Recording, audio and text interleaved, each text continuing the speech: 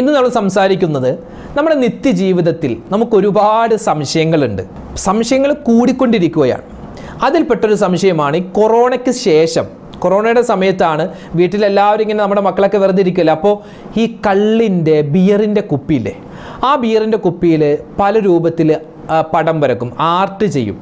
അത് നമ്മുടെ വീട്ടിൽ ഇങ്ങനെ തൂക്കിയിടാറുണ്ട്. ഇപ്പോൾ ഞാനിത് പറയുമ്പോൾ തന്നെ എത്രയോ ആളുകളുടെ വീട്ടിൽ ആ കുപ്പി ഇങ്ങനെ തൂങ്ങിക്കിടപ്പുണ്ടാവും, അല്ലെങ്കിൽ ഷോക്കേസിൽ വെച്ചിട്ടുണ്ടാകും. അത് പറ്റുമോ?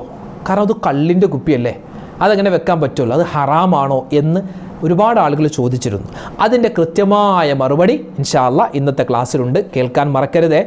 അതോടൊപ്പം തന്നെ വീണ്ടും ചില ആളുകൾ ചോദിക്കുന്നു, ഉസ്താദേ വീട്ടിൽ ലവ് ബേഴ്സിനെ വളർത്തിയാൽ അല്ലെങ്കിൽ പ്രാവിനെ വളർത്തിയാൽ അത് ദാരിദ്ര്യമുണ്ടാക്കുമെന്ന് നിരവധി ആളുകൾ പറയുന്നു. അത് സത്യമാണോ? എന്താണ് അതിൻ്റെ കറക്റ്റായ ഉത്തരം?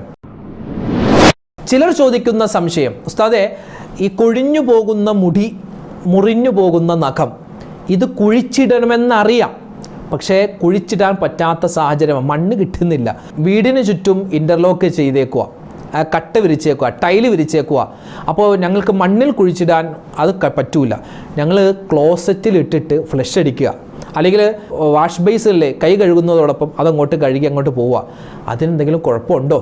കുഴിച്ചിടൽ നിർബന്ധമാണോ എന്ന് പല ആളുകളും ചോദിച്ചു. അതിൻ്റെയും കൃത്യമായ ഉത്തരം ഇന്നത്തെ ക്ലാസ്സിൽ നമുക്ക് കേൾക്കാം.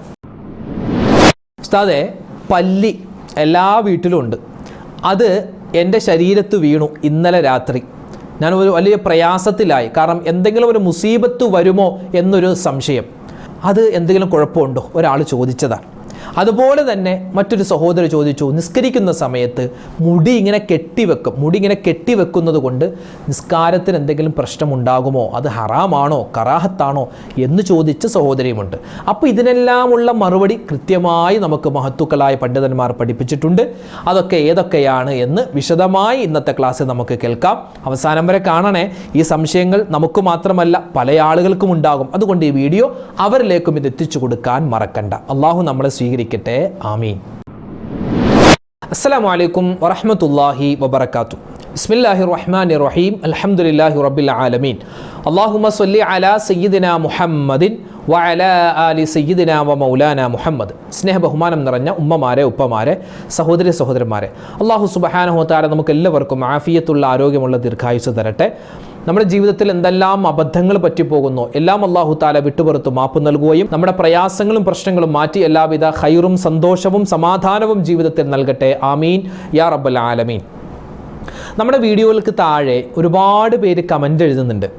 അതിൽ പല വീഡിയോകൾക്ക് താഴെയും നിരവധി സംശയങ്ങൾ, അവർക്ക് അറിയൽ താല്പര്യമായ ഒരുപാട് മസലകളൊക്കെ പല ആളുകളും ചോദിക്കാറുണ്ട്. അതിൽപ്പെട്ട ഒരു സംശയമാണ് ഒരാൾ ചോദിച്ചത്, ഉസ്താദേ ഇപ്പോൾ നമ്മുടെയൊക്കെ നാടുകളിൽ മുമ്പ് നമുക്ക് മുറ്റമുണ്ടായിരുന്നു. മുറ്റം എന്ന് പറഞ്ഞാൽ മണ്ണിൻ്റെ മുറ്റം. ഇന്ന് മണ്ണിൻ്റെ മുറ്റമല്ല, ഇന്ന് കട്ട വിരിച്ച അല്ലെങ്കിൽ ടൈല് വിരിച്ച മുറ്റമാണ് നമുക്കൊക്കെ ഭൂരിഭാഗം എന്ന് തന്നെ പറയേണ്ടിയിരിക്കുന്നു.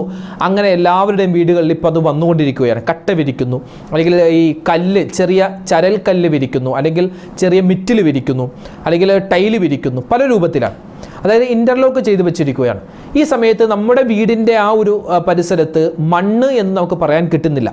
അതായത് കൊഴിഞ്ഞു പോകുന്ന മുടി, മുറിക്കുന്ന നഖം, ഇത് രണ്ടും കുഴിച്ചിടണമെന്നാണ് നമ്മൾ മദ്രസ തൊട്ടേ പഠിച്ചിട്ടുള്ളത്. പക്ഷേ ഇന്നത്തെ സാഹചര്യത്തിൽ നമുക്കത് പറ്റുന്നില്ല. എവിടെ കൊണ്ടുപോയി കുഴിച്ചിടും? അപ്പുറത്തെ പറമ്പിൽ കൊണ്ടുപോയി കുഴിച്ചിടേണ്ട ഒരു അവസ്ഥയാണ്. അല്ലെങ്കിൽ ഈ ഫ്ലാറ്റിലൊക്കെ താമസിക്കുന്ന ഒരുപാട് പേരുണ്ട്, അതുപോലെ പ്രവാസികളായ ഒരുപാട് പേരുണ്ട്. അപ്പോൾ ഇവർക്കൊക്കെ ഈ മുറിച്ച നഖവും അതുപോലെ ഈ മുടിയൊക്കെ അതൊക്കെ ചുരുട്ടിക്കൊണ്ടുപോയി ഇങ്ങനെ മണ്ണിൽ കുഴിച്ചിടാൻ ഭയങ്കര പ്രയാസമാണ്. അപ്പോൾ ഞങ്ങൾ സാധാരണ ക്ലോസറ്റിലിട്ട് ഇടാറുണ്ട്, അല്ലെങ്കിൽ വാഷ് ബേസിനിലൂടെ ഒഴുക്കി വിടാറുണ്ട്, അല്ലെങ്കിൽ എന്തെങ്കിലും വേസ്റ്റ് ഉണ്ടെങ്കിൽ ആ വേസ്റ്റിൻ്റെ കൂടെ തന്നെ വെച്ച് ആളുകൾ വന്ന് മുനിസിപ്പാലിറ്റി കൊണ്ടുപോകാറുണ്ട്. അങ്ങനെയാണ് ചെയ്യാറ്. ഉസ്താദ് ഇതിനെന്തെങ്കിലും കുഴപ്പമുണ്ടോ, അല്ലെങ്കിൽ എന്തെങ്കിലും കത്തിച്ച് കളയേണ്ടതുണ്ടോ എന്ന് നിരവധി പേര് സംശയം ചോദിച്ചതിൻ്റെ അടിസ്ഥാനത്തിൽ അതിൻ്റെ മറുപടി കിതാബിയായി എന്താണെന്ന് നമുക്ക് പരിശോധിക്കാം. ഒന്ന്, ഇമാം റംലി മഹാനവറുടെ കിതാബാകുന്ന നിഹായത്തുൽ മുഹ്താജ് അതിൽ പറയുന്നു, അതിൻ്റെ 2ാം വാല്യം 394 പേജിൽ പറയുന്നു, നഖം, മുടി ഇതൊക്കെ നമ്മൾ എന്താണ് ചെയ്യേണ്ടത്? അതിന് കൃത്യമായ മറുപടി പറയുന്നു, അത് മണ്ണിൽ കുഴിച്ചിടലാണ് വേണ്ടത്. പക്ഷേ ഇന്നത്തെ സാഹചര്യത്തിൽ നമ്മളിപ്പോൾ മുമ്പ് പറഞ്ഞതുപോലെ മുഴുവൻ ഇൻ്റർലോക്കാണ്, അല്ലെങ്കിൽ ഫ്ലാറ്റിലാണ്, അവിടെയാണ് ഇവിടെയാണ്, നമുക്ക് മണ്ണ് കിട്ടാത്തൊരു സാഹചര്യമാണ്, കുഴിച്ചിടാൻ പറ്റാത്ത സാഹചര്യമാണെങ്കിൽ നമുക്ക് ക്ലോസറ്റിലിടാമോ, അല്ലെങ്കിൽ നമ്മുടെ മുനിസിപ്പാലിറ്റിക്കാർ വരുമ്പോൾ അതിൻ്റെ വേസ്റ്റിൻ്റെ കൂടെ നമുക്ക് അത് കെട്ടിക്കൊടുത്തു വിടാമോ? അങ്ങനെ ചെയ്യൽ അതിൻ്റെ വിധി എന്താണ്? അതായത് നജസിൽ ഇടുക അല്ലെങ്കിൽ അത് ഉപേക്ഷിക്കുക, അതിൻ്റെ വിധി എന്താണ്? മഹാനവറുകൾ പറയുന്നു, അത് കറാഹത്താണ്. പരമാവധി ചെയ്യേണ്ടത് കുഴിച്ചിടലാണ്. ഇനി കുഴിച്ചിടാൻ പറ്റാത്ത സാഹചര്യമാണെങ്കിൽ സാധാരണ ഈ മുടിയും നഖമൊക്കെ ജനങ്ങൾ കാണാതിരിക്കാൻ വേണ്ടിയാണ് നമ്മൾ ഈ കുഴിച്ചിടുന്നത്. ജനങ്ങളുടെ കണ്ണിൽ നിന്നും മറച്ചു വെക്കാനാണ് നമ്മൾ കുഴിച്ചിടുന്നത്. അത് പ്രത്യേകം സുന്നത്തുമാണ്. പിന്നെ പ്രത്യേകം ശ്രദ്ധിക്കേണ്ട ഒരു കാര്യം, ഇപ്പോൾ ഒരു സിഹ്ർ ചെയ്യുന്ന ആൾ, അള്ളാഹു നമ്മളെ എല്ലാവരെയും ഈ സിഹ്ർ പറ്റുന്നതിനെ തൊട്ട് അള്ളാഹു കാത്തിരക്ഷിക്കട്ടെ, ആമീൻ. ഒരുപാട് പേര് ആ ഒരു പ്രയാസത്തിൽ കഴിയുന്നവരുണ്ട്. അപ്പോൾ സിഹ്ർ ചെയ്യുന്ന ആൾ പറയുന്നത്, ആർക്കാണോ സിഹ്ർ ചെയ്യേണ്ടത് അയാളുടെ മുടിയോ നഖമോ കിട്ടണം. നമ്മളിത് നമ്മുടെ വീട്ടിൽ പരസ്യമായി ഉപേക്ഷിക്കുകയാണ്, അല്ലെങ്കിൽ വീടിൻ്റെ പരിസരത്ത് പോയി നോക്കിയാൽ അത് കിട്ടും, അല്ലെങ്കിൽ നമ്മുടെ റൂമിൽ കിട്ടും. അങ്ങനെയാണെങ്കിൽ അതുകൊണ്ട് സിഹ്ർ ചെയ്യാൻ വളരെ എളുപ്പമാണ്. അതുകൊണ്ട് ഒരിക്കലും, പ്രത്യേകിച്ച് ഉമ്മമാർ പ്രത്യേകം ശ്രദ്ധിക്കുക, കൊഴിഞ്ഞു പോകുന്ന മുടിയൊക്കെ എടുത്തു വെച്ചിട്ട് പരമാവധി അത് കുഴിച്ചിടലാണ് വേണ്ടത്. ഇനി അങ്ങനെ പറ്റാത്ത സാഹചര്യമാണെങ്കിൽ ക്ലോസറ്റിലിടാമോ, ക്ലോസറ്റിലിട്ട് ഫ്ലഷ് അടിക്കണോ, അല്ലെങ്കിൽ നമ്മൾ വാഷ് ബേസിനിൽ അത് ഒഴുക്കി കളയണോ, അല്ലെങ്കിൽ മുനിസിപ്പാലിറ്റിയിൽ അല്ലെങ്കിൽ വേസ്റ്റിൻ്റെ കൂടെ നമ്മൾ കൊടുക്കണോ? അങ്ങനെ ചെയ്യാൻ പറ്റുമോ? അങ്ങനെ ചെയ്യാൻ പറ്റും. അതായത് മണ്ണിൽ കുഴിച്ചിടാൻ പറ്റാത്ത ഒരു സാഹചര്യമാണെങ്കിൽ നമുക്ക് അങ്ങനെ ചെയ്യാം, കുഴപ്പമില്ല. പക്ഷേ ചെയ്യാതിരിക്കലാണ് വേണ്ടത്. എങ്ങനെ? മണ്ണിൽ കുഴിച്ചിടലാണ് വേണ്ടത്. പറ്റാത്ത സാഹചര്യമായതുകൊണ്ട് നമുക്കത് ക്ലോസറ്റിലിട്ട് വെള്ളം ഫ്ലഷ് അടിക്കാൻ പറ്റും, കുഴപ്പമില്ല എന്ന് നമുക്ക് ചില പണ്ഡിതന്മാർ പറഞ്ഞു തരുന്നുണ്ട്. അപ്പോൾ കാര്യം ശ്രദ്ധിക്കണം കേട്ടോ. പിന്നെ ഇതിൻ്റെ കൂടെ ശ്രദ്ധിക്കേണ്ട മറ്റൊരു കാര്യമാണ്, നമ്മുടെ മക്കളുടെയൊക്കെ കൊഴിഞ്ഞു പോകുന്ന പല്ല് പറിച്ചാൽ അത് വീടിൻ്റെ മച്ചിലേക്ക് എറിയുന്നു, അല്ലെങ്കിൽ ഓടിലേക്ക് എറിയുന്നു, അല്ലെങ്കിൽ ടെറസിലേക്ക് എറിയുന്നു, അല്ലെങ്കിൽ ആകാശത്തേക്ക് എറിയുന്നു. അങ്ങനെ ഒരു പതിവ് നമ്മുടെയൊക്കെ ചെറുപ്പത്തിലുണ്ട്, നിങ്ങളുടെയൊക്കെ കാലത്തും ഉണ്ടാവും. അപ്പോൾ നമ്മുടെ പല്ലുണ്ട്, അതായത് പല്ല് ആകാശത്തേക്ക് എറിയണം, എന്നാലേ പുതിയ പല്ല് അവിടെ വരൂ എന്നാണ് നമ്മുടെ കാരണവന്മാരെ പഠിപ്പിച്ചത്. അങ്ങനെയൊന്നും, അതൊക്കെ പൊട്ടത്തിൽ അങ്ങനെയൊന്നും ഇല്ല കേട്ടോ. അതും കുഴിച്ചിടില്ല. കാരണം നമ്മുടെ ശരീരത്തിൽ നിന്നും പുറത്തേക്ക് പോകുന്നത് നമ്മൾ ഒഴിവാക്കുന്ന സാധനമല്ലേ, ആ ഒഴിവാക്കുന്നത് അത് മണ്ണിൽ കുഴിച്ചിടലാണ് വേണ്ടത്. ഇതൊരു സംശയം തീർന്നു എന്ന് വിചാരിക്കുന്നു. അപ്പോൾ നമുക്ക് എന്ത് ചെയ്യാം? നമുക്ക് കുഴിച്ചിടാൻ പറ്റാത്ത സാഹചര്യമാണെങ്കിൽ ഈ ഫ്ലാറ്റിൽ താമസിക്കുന്നവരും അല്ലെങ്കിൽ ഇൻ്റർലോക്ക് ചെയ്തവർക്കൊക്കെ അത് മറമാടാൻ പറ്റാത്തത് കൊണ്ട് അത് വാഷ് ബേസിൽ ഒഴുക്കി കളയാം, കുഴപ്പമില്ല. അത് സുന്നത്തിനെതിരാണ്, ആ കാര്യം ശ്രദ്ധിക്കുക. പിന്നെ വീട്ടിൽ പ്രാവ്, ലവ് ബേഴ്സ് വളർത്താൻ പറ്റുമോ? വളർത്തുമ്പോൾ എന്തെങ്കിലും ശ്രദ്ധിക്കണോ? പ്രാവിൻ്റെ കണ്ണീര് വീണാൽ ദാരിദ്ര്യമുണ്ടാകും, മുടിഞ്ഞു പോകും, കുടുംബത്തിൽ വലിയ പ്രശ്നമുണ്ടാകും എന്നൊക്കെ ചില ആളുകൾ പറയുന്നു. സത്യമുണ്ടോ? നമ്മുടെ വീട്ടിൽ പ്രാവുണ്ട്, ലവ് ബേഴ്സ് ഉണ്ട്, ചിലപ്പോൾ അലങ്കാര മത്സ്യങ്ങൾ നമ്മൾ വളർത്താറുണ്ട്. ചില ആളുകൾ അണ്ണാനില്ലേ, മരം കയറി, അതിനെ പിടിച്ച് വളർത്താറുണ്ട്. തത്ത, അതുപോലെ തന്നെ മറ്റ് ചെറിയ ചെറിയ ജീവികൾ, പൂച്ചയൊക്കെ കെട്ടിയിട്ട് വലിയൊരു കൂടുണ്ടാക്കി അതിൽ വളർത്തുന്ന ആളുകളുണ്ട്. അപ്പോൾ ഇങ്ങനെയുള്ള ജീവികളെ വളർത്തുന്ന സമയത്ത് എന്താണ് ശ്രദ്ധിക്കേണ്ടത്? ഇവിടെ മഹാനായ ഇമാം ഖഫ്ഫാൽ റളിയല്ലാഹു തആല മഹാനവറുകൾ പറയുന്ന ഒരു ഫത്വയുണ്ട്. അദ്ദേഹത്തിൻ്റെ ഫത്വയിൽ കാണുന്നു, യജൂസു, ഇതൊക്കെ അനുവദനീയമാണ്. അതായത് മറ്റ് ജീവികളെ വളർത്തൽ അനുവദനീയമാണ്, പക്ഷേ ചില നിബന്ധനകളുണ്ട്. അതിന് നല്ല കൂട് സൗകര്യം നല്ലതാവണം, ചെറിയ ഇടുങ്ങി കൂടാവരുത്, കൂട് അത് സൗകര്യമുള്ളതാവണം. തീറ്റ, വെള്ളം അത് കൃത്യസമയത്ത് കൊടുക്കണം. അതിന് എന്താണോ പറ്റുന്ന ഭക്ഷണം അതായിരിക്കണം കൊടുക്കേണ്ടത്. പൂച്ചക്ക് ക്യാരറ്റോ അല്ലെങ്കിൽ മുയലിന് ഇറച്ചിയോ അല്ല കൊടുക്കേണ്ടത്, തിരിച്ചാണ് അല്ലേ? പൂച്ചക്ക് മീനോ ഇറച്ചിയോ ആണ്, അല്ലെങ്കിൽ അതുപോലത്തെ ഭക്ഷണമാണ്. മുയലിന് പച്ചക്കറിയൻ, അങ്ങനെ, അതായത് അതിന് യോജിക്കാത്ത ഭക്ഷണമല്ല കൊടുക്കേണ്ടത്. പിന്നെയോ അതിന് മഴയോ വെയിലോ കൊള്ളാത്ത രൂപത്തിലായിരിക്കണം അതിനെ താമസിപ്പിക്കേണ്ടത്. അതിനെ ഉപദ്രവിക്കാനും പാടില്ല. ഈ ഒരു നിബന്ധനകൾ പാലിക്കാൻ പറ്റുമെങ്കിൽ മാത്രം ഈ മത്സ്യത്തെയോ അല്ലെങ്കിൽ അലങ്കാര ജീവികളെയോ അല്ലെങ്കിൽ തത്തയെയോ പ്രാവിനെയോ തുടങ്ങിയ പക്ഷികളെയോ വളർത്താൻ പറ്റൂ. ആ കാര്യം ശ്രദ്ധിക്കണം. നബി സല്ലല്ലാഹു അലൈഹി വസല്ലമ തങ്ങളുടെ കാലത്ത് ഉമൈർ എന്ന് പറയുന്ന ചെറിയൊരു സ്വഹാബിയുണ്ട്, ചെറിയൊരു കുട്ടി ഉണ്ടായിരുന്നു. ആ കൊച്ചുകുട്ടിക്ക് ചെറിയൊരു പക്ഷിനെ കിട്ടി. ഇപ്പം നമ്മുടെ നാട്ടിൽ പറയുമ്പോൾ മൈന അല്ലെങ്കിൽ പ്രാവിനെ പോലെ ചെറിയൊരു പക്ഷി ഉണ്ടായിരുന്നു. ആ പക്ഷി ആ കുട്ടി ഇങ്ങനെ വളർത്തുന്ന സമയത്ത് നബി സല്ലല്ലാഹു അലൈഹി വസല്ലമ തങ്ങൾ കുട്ടിയുടെ വീടിൻ്റെ അടുക്കലൂടെ പോവുകയാണെങ്കിൽ നബിതങ്ങൾ വന്നിട്ട് ആ കുട്ടിയുടെ അടുക്കൽ ഇരുന്നിട്ട് ആ പക്ഷിയെ പറ്റി ചോദിക്കും, ഇതെൻ്റെ പേരെന്താ, ഇതിനെന്താ ഭക്ഷണം കൊടുത്തത് എന്നൊക്കെ നബിതങ്ങൾ ചോദിക്കുമ്പോൾ വളരെ ആകാംക്ഷയോടെ സന്തോഷത്തോടെ ആ കുട്ടി അതിന് മറുപടി പറയുമായിരുന്നു. ഒരു ദിവസം നബി സല്ലല്ലാഹു അലൈഹി വസല്ലം തങ്ങൾ ഇങ്ങനെ പോകുന്ന സമയത്ത് ആ കുട്ടി അവിടെ ഇങ്ങനെ വിഷമിച്ചിരിക്കുന്നത് കണ്ടു. അപ്പം നബിതങ്ങൾ ചോദിച്ചു, യാ ഉമൈർ മാ ഫഅല നുഗൈർ, എന്തേ ഉമൈർ നീ ഇങ്ങനെ വിഷമിച്ചിരിക്കുന്നു, നിന്റെ കിളി എവിടെ, നിന്റെ ആ കുഞ്ഞിക്കിളി എവിടെ എന്ന് ചോദിച്ചപ്പോൾ ആ കുട്ടി പറഞ്ഞു, മാത്തത്ത്, അത് മരിച്ചു എന്ന് പറഞ്ഞിട്ട് ബക്കാ, ആ കുട്ടി കരയുകയാണ്. കുട്ടിയുടെ കരച്ചിൽ കണ്ടപ്പോൾ നബി സല്ലല്ലാഹു അലൈഹി വസല്ലം തങ്ങൾക്കും സങ്കടം വന്നു എന്നാണ്. അപ്പോൾ നമുക്ക് മനസ്സിലാകുന്നത് അലങ്കാര മത്സ്യങ്ങളെയോ അല്ലെങ്കിൽ ഇതുപോലുള്ള ജീവികളെ പക്ഷികളെയൊക്കെ വളർത്താൻ പറ്റും, കുഴപ്പമില്ല. പക്ഷേ അള്ളാഹു സ്വതന്ത്രമാക്കി സൃഷ്ടിച്ച ആ ജീവികളെ നമ്മൾ പിടിച്ച് വളർത്തുമ്പോൾ അതിൻ്റേതായ രൂപത്തിൽ അതിനെ നമ്മൾ പരിപാലിക്കൽ നമുക്ക് ബാധ്യതയാണ്. ഇനി മൂന്നാമത്തെ ചില സംശയം, പല്ലി ശരീരത്തിൽ വീണാൽ മുസീബത്താണോ, അല്ലെങ്കിൽ ഒരു കാര്യം നമ്മൾ സംസാരിച്ചുകൊണ്ടിരിക്കുമ്പോൾ പല്ലി ചിലച്ചാൽ അത് സത്യമാകുമോ?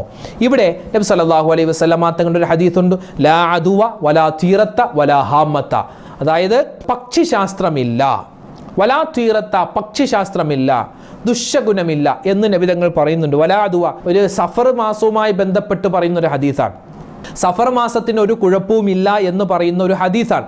അതിൽ നബിതങ്ങൾ പറഞ്ഞു, വലാ തീറത്ത, പക്ഷിയെ കൊണ്ട് ഒരു ഉപദ്രവം, അതായത് പക്ഷി വന്നിരുന്നു അല്ലെങ്കിൽ പക്ഷി പോയി, പക്ഷി അവിടെ നമ്മുടെ വീട്ടിൽ വന്നു, അതിനുകൊണ്ട് ഒരു ബറക്കത്തുണ്ടാവുക അല്ലെങ്കിൽ അതിന് ഒരു വലിയ ശാപം ഉണ്ടാവുക, അങ്ങനെയൊന്നുമില്ല എന്ന് നമുക്ക് കിതാബിൽ കാണാം. ഇമാം നവവി തങ്ങൾ ശറഹ് മുസ്ലിമിൽ പറയുന്നു, പക്ഷി പോലത്തെ ജീവികൾ അതുകൊണ്ട് അപലക്ഷണം ഇല്ല. കാക്ക കരഞ്ഞാൽ വിരുന്നുകാർ വരുമോ, അങ്ങനെയൊന്നുമില്ല. പൂച്ച വട്ടം ചാടിയാൽ അപകടമുണ്ടാകുമോ, അതൊക്കെ ആരോ പറഞ്ഞുണ്ടാക്കിയതാണ്. പല്ലി വീണാൽ അപലക്ഷണമാണോ, അതൊന്നും ഒരു കിതാബിലുമില്ല. പല്ലി ചിലച്ചാൽ സത്യമാകുമോ, അങ്ങനെയൊന്നും ഒരു സ്ഥലത്തും ആരും പറഞ്ഞിട്ടില്ല. അതൊക്കെ നമ്മുടെ നാട്ടിൽ പറയുന്ന ചില അബദ്ധങ്ങളാണ്, അതല്ലാതെ അതിന് യാതൊരു കഴമ്പുമില്ല. പല്ലി നമ്മുടെ ശരീരത്തിൽ വീണാൽ അതങ്ങോട്ട് പോയിക്കോളും, വേറെ പ്രശ്നമൊന്നുമില്ല. പിന്നെ മറ്റൊരു സംശയം, ചൂടുവെള്ളത്തിൽ പച്ചവെള്ളം കലർത്തി കുടിക്കാമോ ഇല്ലയോ? ഒരാൾ ഒരു ദിവസം 2.5 ലിറ്റർ അല്ലെങ്കിൽ 3-4 ലിറ്റർ വരെയെങ്കിലും വെള്ളം കുടിക്കണമെന്ന് ഇന്ന് നമുക്ക് സയൻസ്, നമ്മുടെ ഡോക്ടർമാരൊക്കെ പറഞ്ഞു തരികയാണ്. നമ്മുടെ ശരീരത്തിൻ്റെ ബാലൻസ് നിലനിർത്താനാണ് നമ്മൾ ഈ വെള്ളം കുടിക്കുന്നത്. പല ആളുകളും പല രൂപത്തിലാണ്. ചില ആളുകൾ ചൂടുവെള്ളം മാത്രമേ കുടിക്കൂ, ചില ആളുകൾ പച്ചവെള്ളം മാത്രമേ കുടിക്കൂ, ചില ആളുകൾ മധുരമിട്ട ചായ മാത്രമേ കുടിക്കൂ, ചില ആളുകൾ തണുത്ത വെള്ളം മാത്രമേ കുടിക്കൂ, ചില ആളുകൾ ജ്യൂസ് മാത്രമേ കുടിക്കൂ. ജ്യൂസ് കുടിക്കുക, സ്ഥിരമായി ജ്യൂസ് കുടിച്ചാൽ എന്താണ്, അത് നമുക്ക് ഷുഗർ കൂട്ടുമെന്നാണ്. നമ്മൾ ഫ്രൂട്ട്സ് ആണല്ലോ ഈ ജ്യൂസാക്കി കുടിക്കുന്നത്. ഈ ജ്യൂസ് കുടിക്കുന്ന സമയത്ത് ഫ്രൂട്ട്സിലുള്ള ഫൈബറൊക്കെ നഷ്ടപ്പെട്ട് അത് ഒരുപാട് ഇങ്ങനെ കുടിച്ചാൽ, എപ്പോഴും അത് ആവർത്തിച്ചിങ്ങനെ എല്ലാ ദിവസവും കുടിക്കുകയാണെങ്കിൽ ജ്യൂസ് കുടിച്ചാൽ എന്തുണ്ടാകും, ഷുഗർ കൂടാൻ കാരണമാണ്. ഫ്രൂട്ട്സ് എപ്പോഴും കട്ട് ചെയ്താണ് കഴിക്കേണ്ടത്. പിന്നെ ചായ അമിതമായാൽ നമുക്ക് ശരീരത്തിന് കേടാണ്. അമിതമായാൽ അമൃതും വിഷമാണെന്നല്ല, പാലും പഞ്ചസാരയൊക്കെ കൂട്ടിയിട്ടാണ് അതും കഴിക്കുന്നത്. അതെന്നും ഇങ്ങനെ ആവർത്തിച്ച് അത് അമിതമാക്കിയാൽ അതും നമുക്ക് കേടാണ്. അതുപോലെ ചൂടുവെള്ളം കുടിക്കുന്ന ആളുകളുണ്ട്, പച്ചവെള്ളം കുടിക്കുന്ന ആളുകളുണ്ട്. ഇവിടെ ചൂടുവെള്ളം പ്ലസ് പച്ചവെള്ളം, അതായത് നല്ല ഒരു ഗ്ലാസ് വെള്ളം തന്നു, ആ ഒരു ഗ്ലാസ് വെള്ളം നമുക്കിങ്ങനെ കുടിക്കാൻ പറ്റുന്നില്ല, ഭയങ്കര ചൂടാണ്. അപ്പോൾ നമ്മൾ അതിൽ നിന്നും ഒരു പകുതി ചൂടുവെള്ളം ഒഴിവാക്കിയിട്ട് പച്ചവെള്ളം ഒഴിക്കുന്നു. അങ്ങനെ ഒഴിക്കുന്ന സമയത്ത് പല ആരോഗ്യ പ്രശ്നങ്ങളും ഉണ്ടാകുമെന്ന് ഡോക്ടർമാർ വരെ പറയും. ഒന്നുകിൽ ആ ചൂടുവെള്ളം നമ്മൾ അത് ആറ്റി കുടിക്കുക, അല്ലെങ്കിൽ ആ ചൂടുവെള്ളം മാറ്റിയിട്ട് നല്ല പച്ചവെള്ളം കുടിക്കുക. ആ രണ്ടും കൂടെ മിക്സ് ചെയ്യുമ്പോൾ, ഇപ്പോൾ നമ്മൾ ചൂടുവെള്ളവും പച്ചവെള്ളവും കൂടെ മിക്സ് ചെയ്തിട്ടൊന്ന് കുടിച്ച് നോക്കിയേ, ഒരു പ്രത്യേക ഒരു ചുവ ഉണ്ടാവും. നമുക്ക് പെട്ടെന്ന് തിരിയും ഇതിനകത്ത് പച്ചവെള്ളം ചേർത്തിട്ടുണ്ടെന്ന്. അത് ശരീരത്തിന് കേട്. അതായത് പഴമക്കാർ തന്നെ പറയാറുണ്ട്, ചില ഭക്ഷണങ്ങൾ ചിലതിനോട് ചേരില്ല. അതായത് അത്തിബ്ബ് മിനൽ കിതാബി വസുന്ന എന്ന കിതാബിൽ മഹാനായ മുവഫഖുദ്ദീൻ അബ്ദുൽ ലത്തീഫ് ബഗ്ദാദി റഹ്മത്തുള്ളാഹി അലൈഹി പറയുന്നു, 5-ാം നൂറ്റാണ്ടിൽ ജീവിച്ച വലിയൊരു മഹാൻ, അന്നത്തെ വലിയ ഡോക്ടറായിരുന്നു എന്നാണ്. മഹാനവറുകൾ പറയുന്നു, കിതാബിൽ മാത്രമല്ല, ഇന്നിപ്പോൾ നമ്മുടെ ഡോക്ടർമാർ തന്നെ പറയുന്ന പല കാര്യങ്ങളുണ്ട്. ഒരേ സമയം ഒന്നിച്ച് കഴിക്കാൻ പാടില്ലാത്ത ചില ഭക്ഷണങ്ങളുണ്ട്. വിരുദ്ധാഹാരം, മീനും പാലും ഒന്നിച്ച് കഴിക്കാൻ പാടില്ല, പാലും സുർക്കയും ഒന്നിച്ച് കഴിക്കാൻ പാടില്ല, പാൽക്കട്ടിയും മത്സ്യവും ഒന്നിച്ച് അങ്ങനെ വിരുദ്ധാഹാരമുണ്ട്. അതിൽപ്പെട്ടതാണ് വബൈനൽ ബാരിദി വഹാർ, അതായത് ചൂടുവെള്ളവും പച്ചവെള്ളം ഒന്നിച്ച് മിക്സാക്കി കുടിക്കാൻ പാടില്ല. അത് ശരീരത്തിന് കേടാണ്, അത് വയറിന് കേടാണ് എന്ന് നമുക്ക് കിതാബിൽ കാണാം. കിതാബിൽ മാത്രമല്ല, അതല്ലാതെ ആമാശയം കേടാക്കുന്ന വസ്തുക്കളിൽപ്പെട്ടതാണ് ഈ ഒരു പാനീയമെന്ന് നമുക്ക് ഡോക്ടർമാർ വരെ പറഞ്ഞു തരുകയാണ്. മറ്റൊരു സംശയം, ഉസ്താദേ, ഞങ്ങൾക്ക് പഴയ വസ്ത്രം ഒരുപാടുണ്ട്.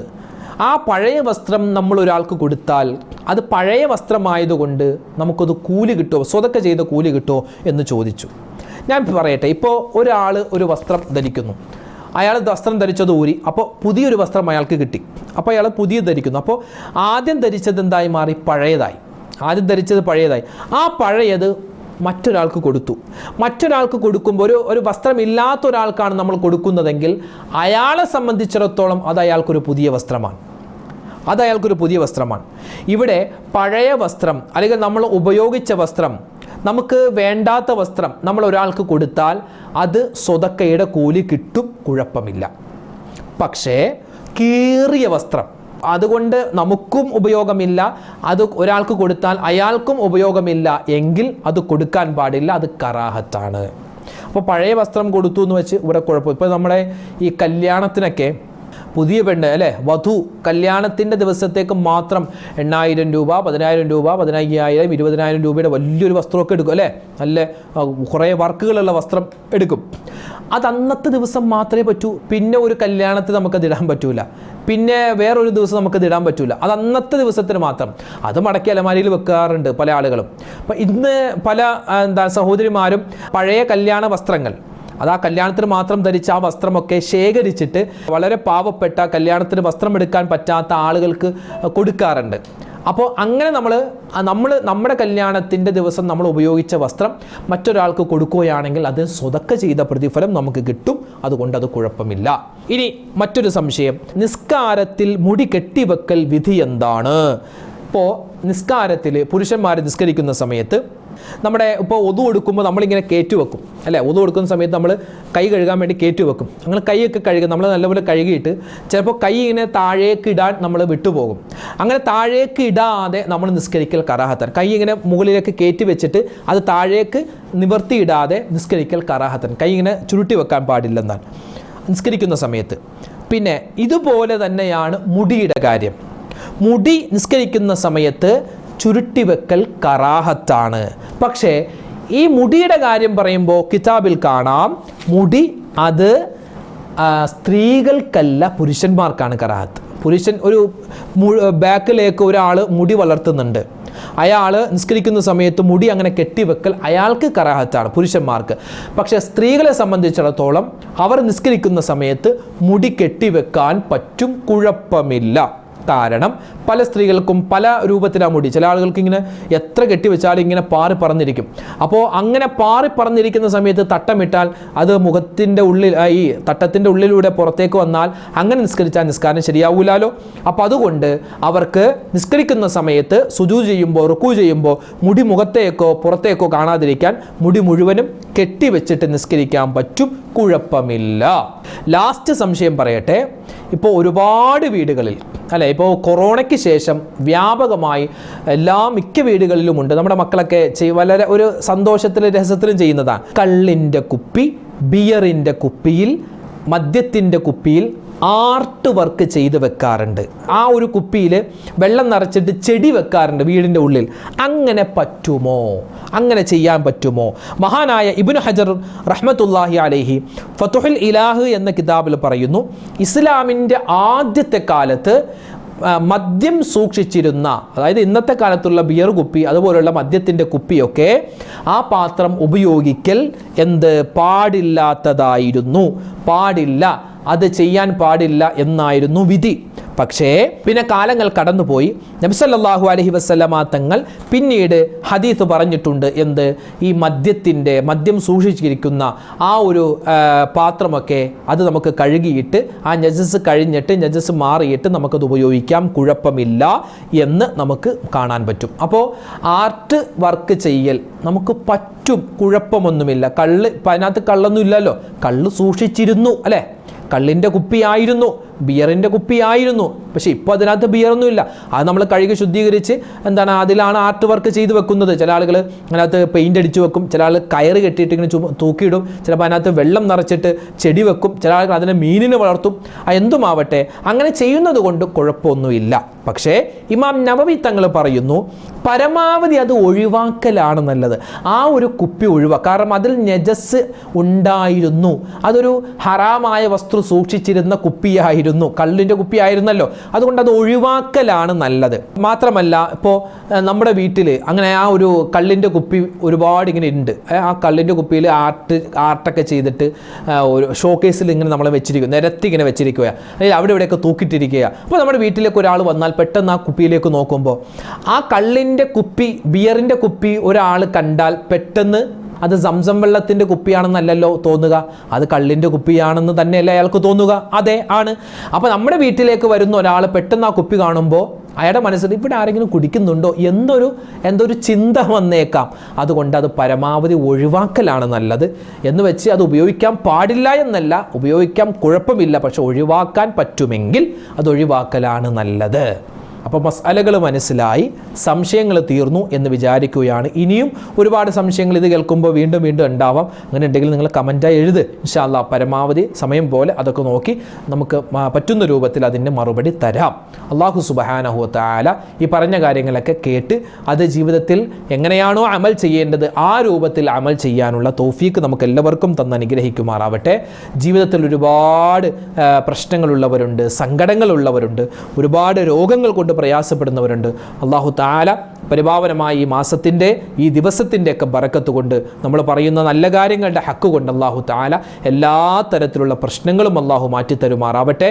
എല്ലാ പ്രയാസങ്ങൾക്കും അല്ലാഹു തആല പരിഹാരം നൽകട്ടെ. എല്ലാ ഹലാലായ മുറാദും അല്ലാഹു ഹാസിലാക്കുമാറാവട്ടെ.